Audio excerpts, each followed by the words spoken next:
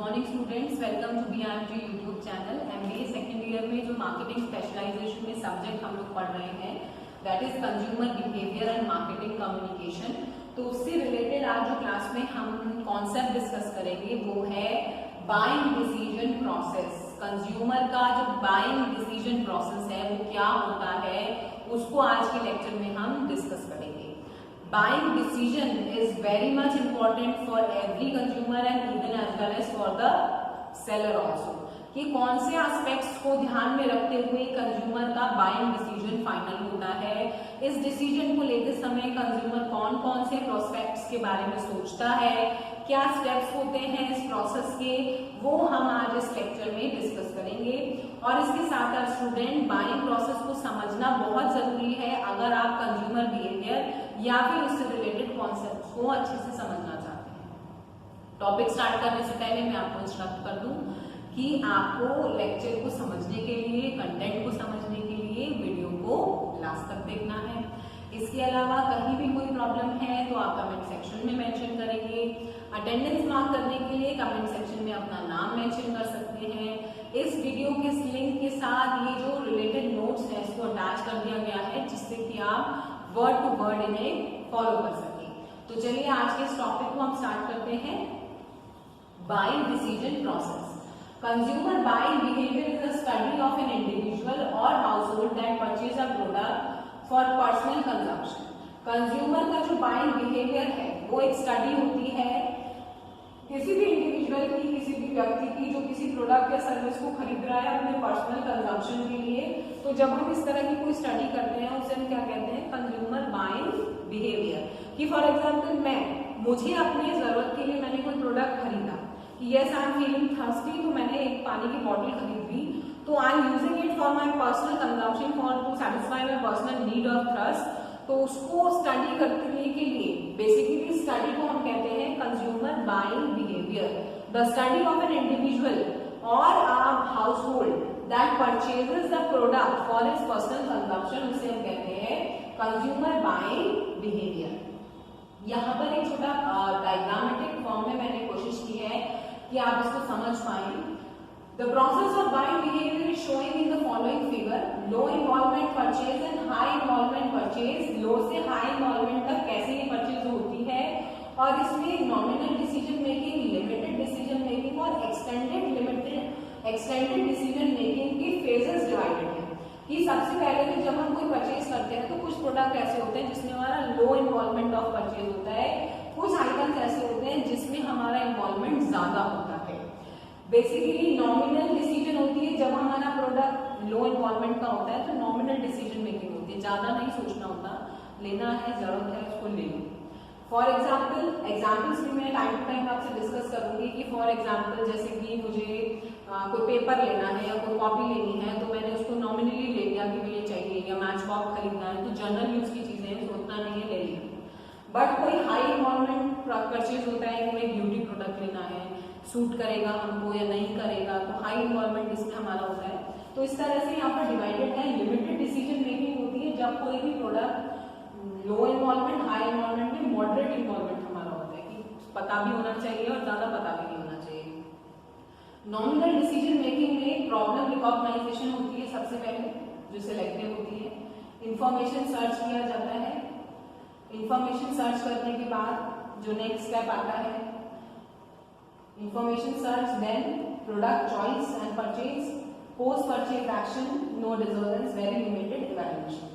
Simple सा step इसमें बताया गया है कि नॉमिनल डिसीजन मेकिंग का जो प्रोसेस होता है जिसमें हमारा लो इन्वॉल्वमेंट है, तो पहले हम प्रॉब्लम को रिकॉग्नाइज करेंगे कि हमें क्या चाहिए, इंफॉर्मेशन को सर्च करेंगे, प्रोडक्ट की चॉइस करके उसे परचेज करेंगे और पोस्ट परचेज में हम बहुत लिमिटेड इवैल्यूएशन करते हैं, यूज करते हैं, we put it of.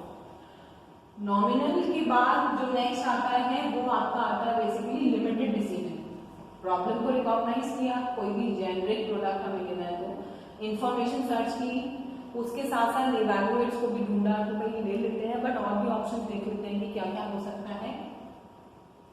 Evaluation of alternates, product purchase and choice, post product action में लिमिटेड इवैल्यूएशन होती है, ज्यादा नहीं होती, उसमें बहुत ही कम होती है, इसमें थोड़ी कम होती है।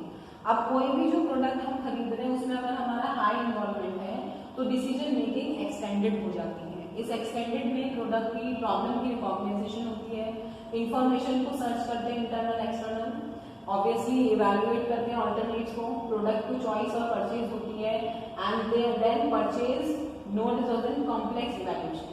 इसमें जो इवैल्यूएशन होता है वो हमारा बेसिकली बहुत कॉम्प्लेक्स होता है।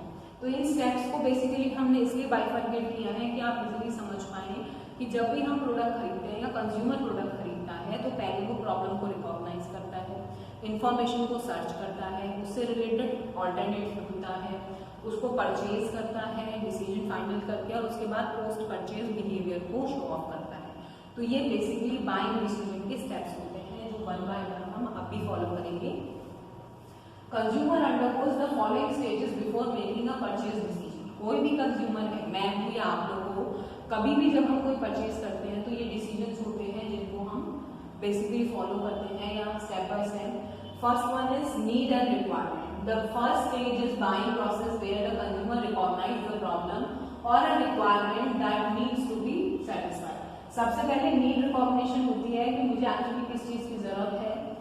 The requirement can be generated either by internal stimuli और एक्सटर्नल स्टिमुलाई। कई बार ऐसा होता है हमें खुद से ही पता चलता है कि यस अब तो हमें ये चाहिए ही, या फिर जब हम किसी और को देख लेते हैं वो चीज यूज करते हुए या फॉलो करते हुए तो हमें लगता है कि अरे इसके पास भी है तो हमें भी ले लेना चाहिए। तो दैट इज बेसिकली, भैया लॉकडाउन का टाइम है, पहले हमारा मोबाइल डेटा से काम चल जाता था, वाईफाई की जरूरत नहीं थी, तो कोई इंटरनल नीड नहीं थी कि काम तो चल ही रहा है, इट्स ओके। बट अब जब एवरीबडी इज होम, सबने अपना एक कंफर्मेशन ले लिया है, वर्क एट होम ही होना है, सारी चीजें हम बाहर जाके नहीं कर सकते, तो सबको वाईफाई लगवाने की एक इमरजेंसी नीड हो ही गई है, तो एक एक्सटर्नल स्टिमुलाई है। नहीं भी अंदर से चाह रहे थे तो भी लोगों ने अब लगवा लिया कि एवरीबडी कि भाई अब तो लगवाएंगे, सब लोगों ने ले रखा है, कब तक आप मोबाइल के इंटरनेट के कनेक्शन के भरोसे बैठे रहोगे। तो ये बेसिकली इंटरनल या एक्सटर्नल स्टिमुलाई होता है। In this stage, the marketer should study and understand the consumer to find out what kind of need arises, what brought them about, and how they led consumers toward a particular product. यहाँ पर marketer को क्या study करना है, क्या समझना है, what kind of need arise, customer की किस तरह की नीड अराइज हुई है, इसके अलावा what brought them about, जो यहाँ तक उनको लेकर आया है, how they will lead customers toward a particular product, उस नीड को फुलफिल करने के लिए किस तरीके से, किस स्टाइल से वो कस्टमर को उस प्रोडक्ट तक लाए, यहाँ पर मार्केटर को समझना बहुत जरूरी है पहले स्टेज में नीड रिकॉग्नाइजेशन। उसके बाद बच्चों दूसरा स्टेज आता है इंफॉर्मेशन सर्च का। Information search, in this stage consumer seeks more information. The consumer have keen attention or may go into active information search. The consumer can obtain information from any of the several sources. कहीं से भी information search है, मगर active information search करता है consumer. हम लोग कि भाई कोई भी सामान अगर खरीदना है तो एक बार जानकारी तो ले लेते हैं, हमें पता होता है कि भाई वहां जाएंगे तो मिल जाएगा, या फिर हम पहले सर्च कर लेते हैं कि कहाँ अच्छा मिल सकता है।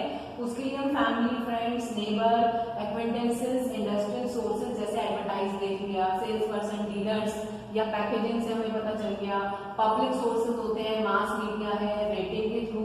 तो ये डिफरेंट सोर्सेज आजकल है जो लोग एक्वायर करते हैं इंफॉर्मेशन को सर्च करने के लिए। पहले क्या होता था, लोग इतना नहीं सोचते थे कि फैमिली में कोई बंदा यूज कर रहा है तो ठीक है हम भी ले आते हैं। बट अब जैसे जैसे टेक्नोलॉजी बढ़ गई है, एडवांसमेंट आ गया है, एडवर्टाइजमेंट्स के जरिए लोगों को इन्फॉर्म किया जाता है। आपने देखा होगा गूगल रेटिंग लोग चेक करते हैं कि भाई अगर मैं कोई प्रोडक्ट ऑनलाइन ऑर्डर करती हूँ तो उस ऑर्डर करने से पहले मैं उस साइट के रिव्यूज चेक करती हूँ, तब मैं जाके कंफर्म करती हूँ कि हाँ ये मुझे लेना चाहिए या नहीं लेना चाहिए। तो ऐसे अलग अलग तरीके से लोग इन्फॉर्मेशन इकट्ठी करते हैं अपने डिसीजन को फाइनल करने के लिए। And experiential sources like examining using the product, relative influence of these information sources varies with product and buyer. Information search जो है ये वेरी करता है product to product and buyer to buyer. कई बार कुछ प्रोडक्ट इतने ज्यादा जो ब्रांडेड होते हैं प्रोडक्ट, उनके लिए इंफॉर्मेशन सर्च ज्यादा जरूरत नहीं होती है, कंफर्म सोर्सेज होते हैं उनके। तो कई बार बायर्स भी ऐसे हैं जो सिलेक्टेड इंफॉर्मेशन से सेटिस्फाई हो जाते हैं।